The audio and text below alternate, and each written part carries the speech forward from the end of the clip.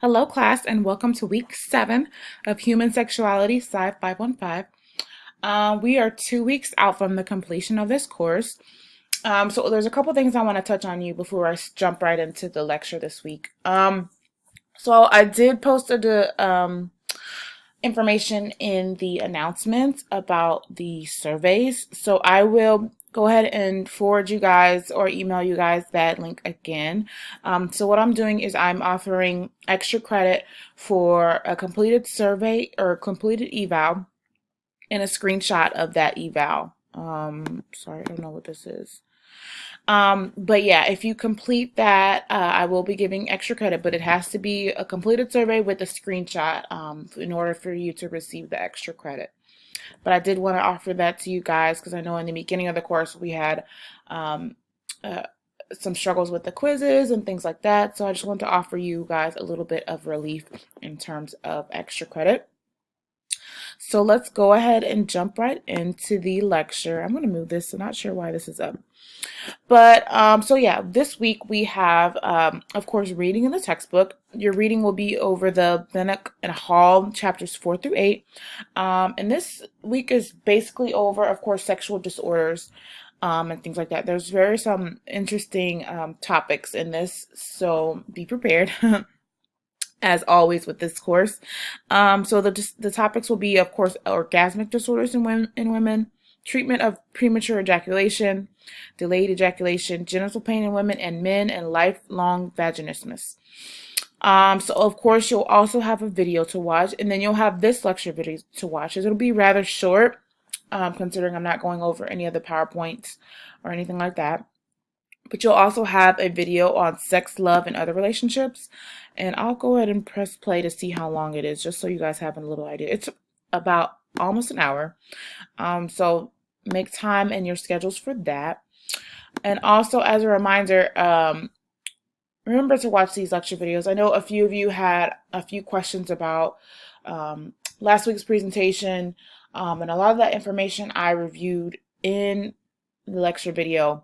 So that just tells me that we're not watching the lecture videos through and we're missing some of that information. So please be mindful to review the lecture videos so we can be on the same page.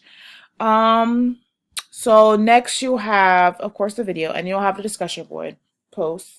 And this discussion will be over the video that you watch, and you'll identify and discuss one video describing the issues they may have faced and how these issues may be addressed clinically through both voice therapy and other modalities that you may choose, whether that's sensate focused therapy and whatever other modality or choice of therapy that stood out to you during this course. Of course, you have to respond to several of your classmates, sharing relevant personal experiences and things like that. You guys have been doing a really great job on the discussion board posts, so I do commend you on that. I know I say this every week, but I really do enjoy reading your posts and the thought that goes behind that. Lastly, your sex therapy paper. So let's go ahead and jump right in and see where that, what information you need for that.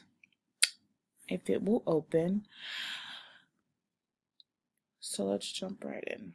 So basically you'll be imagining that you're from someone's church and they're asking you to explain what sex therapy is. And you'll be writing a 2 to 3 page paper addressing what sex therapy is and things like that, and things that you might address in sex therapy. Sorry, my computer is moving really slow. I'm not sure why.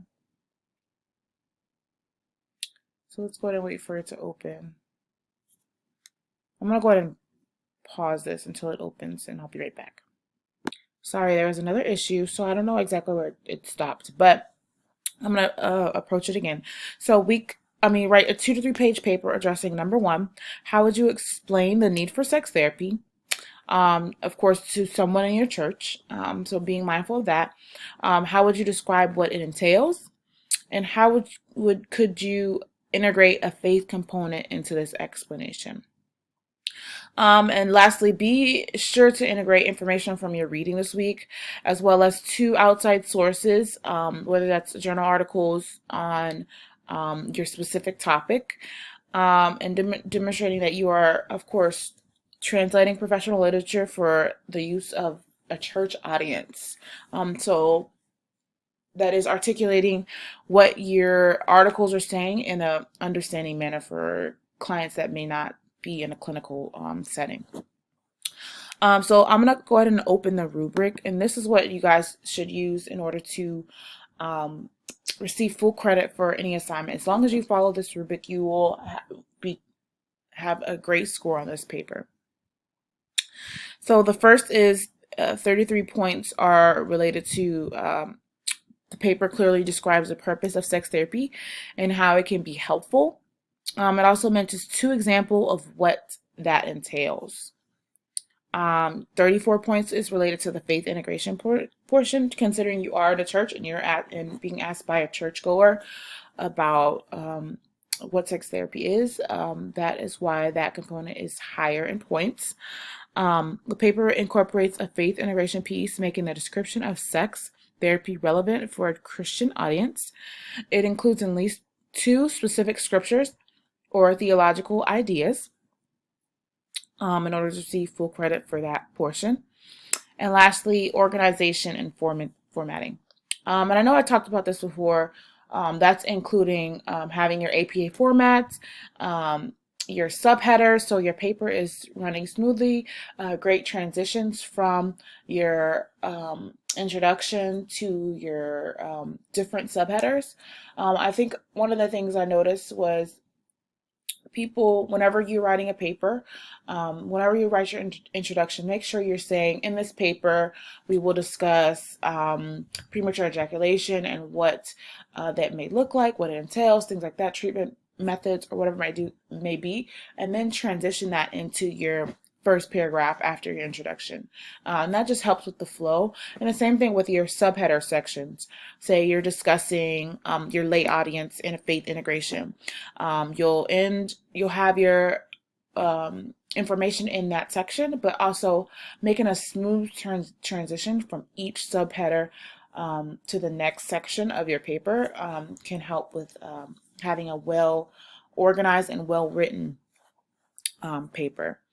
So the paper is well written and clearly organized. The language is appropriate for a lay audience, avoiding the use of overly technical terms and ideas. And it's, of course, it's free of grammatical errors. It's formatted in APA, and it is at least 2 pages in length, and incorporates at least 2 class materials, which are listed on the reference list at the end of the paper. So yeah, I think that I meant to say 2 source materials. So of course 2 APA articles or journal articles for this paper. So as I said, this will get you, of course, a perfect score on your assignment when you touch on all these topics. So let's go ahead and close that. So I hope this gives you guys a little bit of information as to what I'm looking for in this paper. And if you do need more clarity on APA formatting, of course, follow your APA textbook. But I also uploaded a APA formatted paper for your review if you want to go over that. You can also go to PurdueOwl.com. They do a good job of helping with APA formatting. And also, if you have questions, comments, concerns, you can always email me your paper, and if you have any questions, you can address them with me and I can review them and I can give you some great feedback, as well as the Learning Center. If you're having any writing or technical things that you want them to look over, they will do that as well.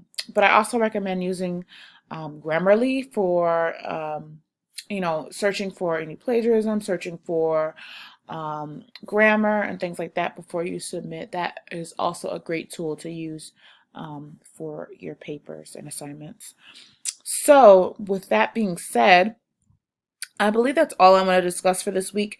And of course, as always, I'm going to touch on and see if there's anything for chapter or week 8 to address in this section. So there isn't really, of course, I'll talk about the critical assignment next week. But just so you know, the critical assignment is due next week. So if you, after you're done with your paper, if you wanted to touch on and start finishing up those things for your paper so you can finish early, that would be great as well.